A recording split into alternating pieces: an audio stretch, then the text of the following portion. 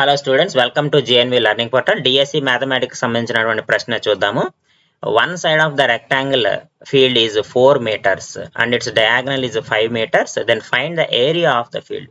So ఇక్కడ మనకు ఒక రెక్టాంగులర్ ఫీల్డ్ అయితే తీసుకుందాము. ఒక రెక్టాంగులర్ ఫీల్డ్ తీసుకుంటే ఇందులో ఒక సైడ్ రెక్టాంగులర్ లో ఒక సైడ్ ఎంత ఇచ్చాడు? 4 meters అని ఇచ్చాడు.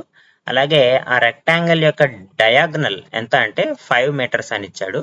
సో ఇక్కడ మనం ఏమనుకుంటున్నాడు? ఏరియా కనుక్కోమన్నాడు. ఏరియా అంటే ఫర్ ఎగ్జాంపుల్ ఇది లెంగ్త్, ఇది బ్రెడ్త్ అనుకుంటే area of the rectangle is product of length into breadth. Area is equal to length into breadth. So మనకు లెంగ్త్ తెలిసింది, బ్రెడ్త్ తెలియాలి.